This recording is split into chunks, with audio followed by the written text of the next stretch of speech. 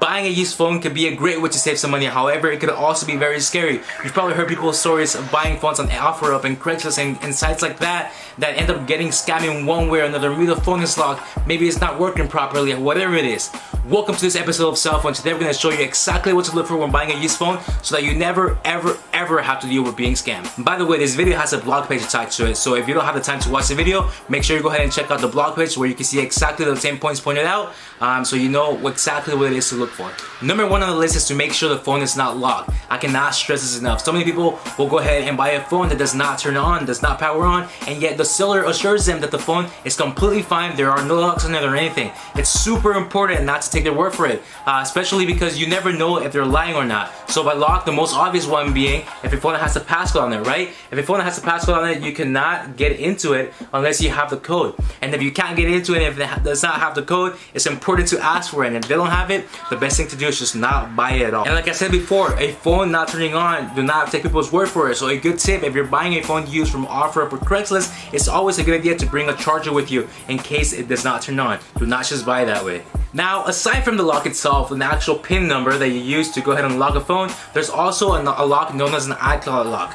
Now, an iCloud lock represents itself whenever you go ahead and set a phone up for the first time. If you get a phone that's like set up like brand new, you have to go set up the phone, it's important to go all the way through the setup process. If you don't, there's a good chance that especially if a person is trying to scam you, that you will not be able to go all the way through, and midway through the process, the phone will ask you for an iCloud account password. And if you don't have that, you really can't use the phone whatsoever. It's locked and it's not gonna do you any good to have it. The second thing you should look for is to make sure a phone has not been reported as lost or stolen. Now, looking at a phone, if a phone is working properly the way it should be, and you're testing everything out and everything works properly, you can't not really know if the phone has been reported as lost or stolen. It could work just fine. People do this for two main reasons. One, they actually did steal a phone and they're trying to sell it to you to get some quick money out of it. Or two, they bought the phone and then decided, you know what, I'm gonna go ahead and tell my carrier that I lost it or has been stolen, and this way now I don't have to pay my bills. This is known as a form of insurance fraud. Now, you don't want a phone that has been reported as lost or stolen, because that means whenever you go ahead and you want to actually activate it to make some phone calls or have a network carrier with it, you will not be able to. So it's very important to make sure that the phone has not been reported as lost or stolen.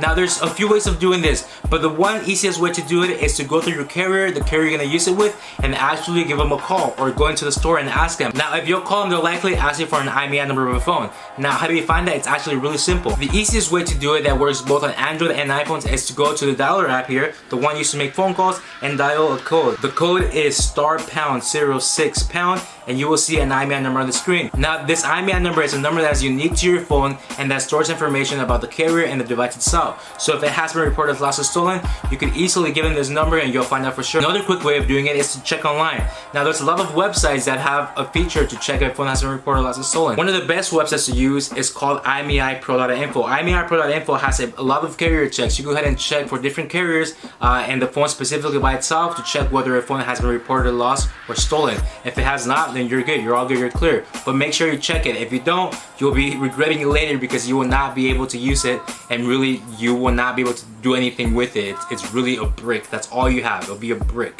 Third thing you should check for is to make sure a phone does not owe bills. Now, this is really directly pretty much the same as saying a phone has been reported as lost or stolen for the purpose of using a phone.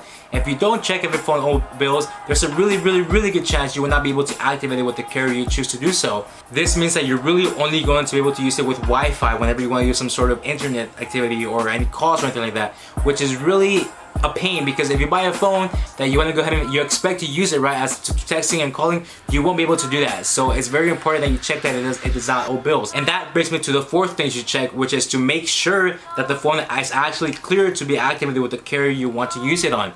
There's many times where your phone might be clean on one network and not on another one. So it's important to check. And again, the easiest way to do this is just to go ahead and call your carrier or walk into your carrier store and check. Ask you for the IMEI number just before, and they'll check, and if it comes out clean, then you're all good to go. That said, if you're buying an unlocked phone that should work on all carriers, it's important to check if a phone actually is clear for all carriers. There's times where a phone might only be clean for one, but not another carrier. So that's important, especially if you're planning on using with a multiple carrier. Those really cover the most things. The last step is just to make sure everything works. And what I mean by everything, I mean everything. Make sure testing everything, every single little thing. Make sure the camera works. Make sure the back and front camera work. Make sure the charging port works. Make sure the speaker works. Make a call, make a few calls. Make sure that that anything really works. Make sure that the condition is the condition it should be in, right? Make sure there's no cracks on the screen. Like, I mean, and there's some phones where it's obvious, right? You can really see when there's a crack on the screen or a crack in different like conditions. You can see it, but there's some phones where you might not be able to see it that obvious. So you gotta really be picky, especially if you want to make sure you know what you're buying.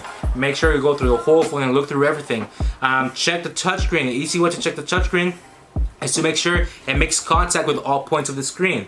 Make sure you're able to go ahead and make a contact with all points of the screen here to make sure every single part of the screen works here and you're able to use it completely. Multi-touch gestures, everything you can think of. GPS, make sure GPS works properly. Make sure the flashlight works properly. Make sure it's just everything works. And it's really important just to make sure everything works, because again, it might be a case where you buy something that's really easy to fix, but there might be something where it's not. So it's important just to check. But again, those are the 5 things you should look for when buying a used phone. Hopefully this was helpful, and hopefully you use this so you won't get scammed when buying a used phone. Buying a used phone doesn't have to be as scary. You just have to know what to look for, and once you do, you're gonna be saving some really good money. If you enjoyed the video, make sure to like, comment, share, and subscribe.